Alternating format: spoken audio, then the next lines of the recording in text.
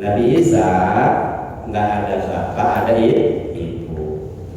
Itu tadi ya, karena mereka sudah tertutup, susah. Wassamai watoriq. Nah, Allah jelaskan tuh. Ditanya kita, wa ma adraka ma tariq? Tahukah kamu apa itu at-tariq? Di sini Allah menggunakan kata adraka. Kalau Allah sudah menggunakan kata adraka, berarti manusia tidak akan tahu jawabannya. Yang tahu cuma Allah. Apalagi sekali lagi, kalau Allah menggunakan kata adraka, berarti jawabannya nggak ada yang tahu kecuali Allah. Beda kalau Allah menggunakan kata a'lam. Afala ya'lam, itu beda tuh, ya. Alam ya'lam itu beda. Kalau alam ya'lam itu berarti kita masih bisa tahu kalau kita mau usaha. Itu bedanya. Tapi kalau kita sudah menggunakan kata adraka, maka manusia nggak akan tahu jawabannya kecuali Allah yang ngasih jawaban. Allah yang ngasih jawaban. Wa ma adraka man tariq? Tahukah kamu apa itu tariq? Karena nggak ada bakal tahu tariq apa kecuali Allah yang ngasih tahu. Ya. Kata Allah an-najmu as-saqib. Apa itu? Bintang yang bersinar. Di sini menggunakan kata najmu. Di dalam bahasa Arab, dalam bahasa Al-Quran ada dua kata yang digunakan untuk mengartikan kata bintang. Pertama an-najmu, yang kedua kaukab atau kawakib jamaknya.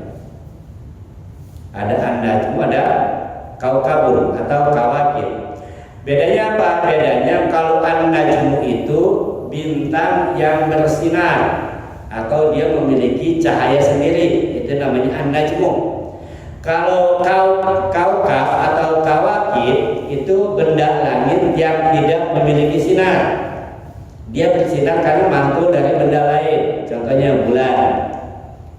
Contoh bintang apa? Matahari. Matahari itu adalah bintang, dia an-najmu. Kalau bulan itu kaukab. Ada bulan, ada satelit, ada asteroid, macam-macam planet. Itu benda-benda langit, itu namanya kaukab. Kalau an-najmu itu benda yang memiliki sinar. Berapa jumlah bintang? Tak hitung, Pak. Tak hitung. Di dalam galaksi Bima Sakti aja itu penelitian itu menyebutkan kurang lebih, ini baru galaksi Bima Sakti doang, kurang lebih jumlahnya ada sekitar 600 miliar bintang doang ya, bintang. Nah, bintang-bintang itu cahayanya beda-beda. Ada yang bercahaya putih, ada yang bercahaya biru, ada yang bercahaya merah, ada yang kuning. Bintang yang paling panas itu cahaya putih biru-biruan. Itu bintang paling panas. Makanya walaupun dia jaraknya sangat jauh itu kelihatan. Itu kelihatan. Nah, bintang yang paling dingin, yang bintang yang panasnya paling rendah, itu bintang yang warnanya oranye atau kemerah-merahan. Contohnya apa? Matahari. Jadi matahari itu adalah bintang yang panasnya paling ringan. Bisa bayang, Pak?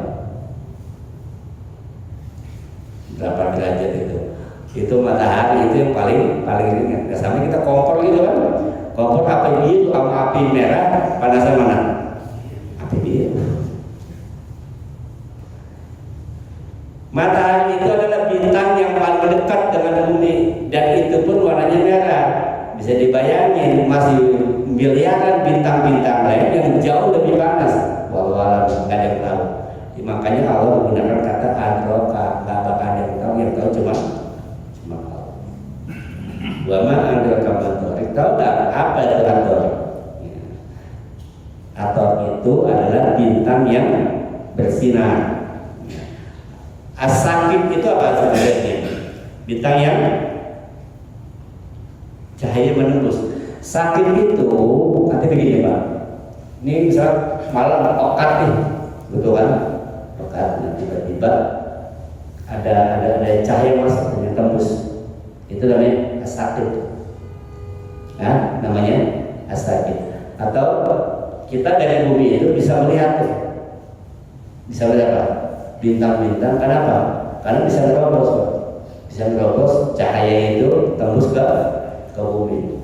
Nah, makanya disebutnya ayat ini sebenarnya Allah ingin menggambarkan bahwa manusia itu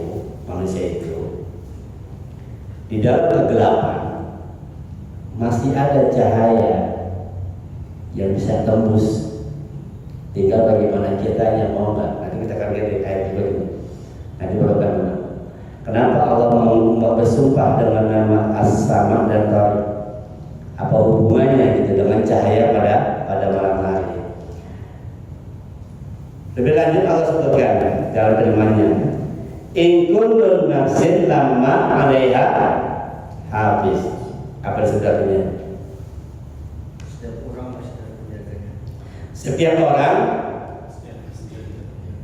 lama 'alaiha hafiz.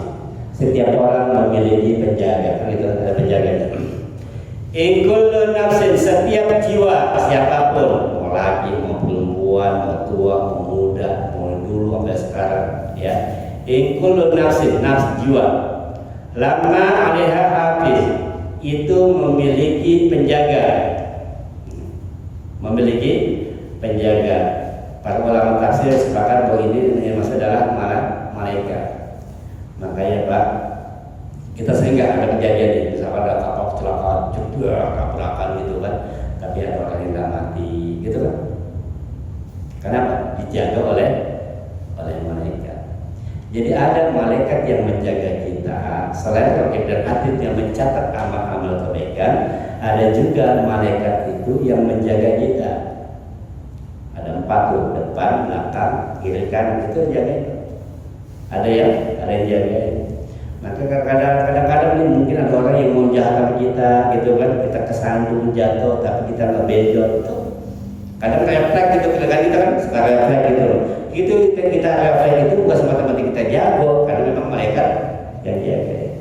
Berapa banyak orang yang seharusnya celaka jadi tidak celaka. Mau celakanya yang zahir maupun yang batin. Kita nggak tahu, mungkin baik juga orang-orang yang ingin jahat pada kita, terus supranatural dan sebagainya. Karena memang ada yang jaga.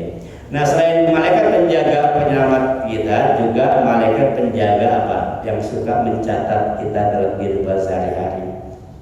Amal baik kita, amal buruk kita, sekecil apapun Allah catat. Sekecil apapun Allah catat. Artinya apa? Lu jangan usah macam-macam dan hidup kita itu 24 jam plak gitu. Allah pantau.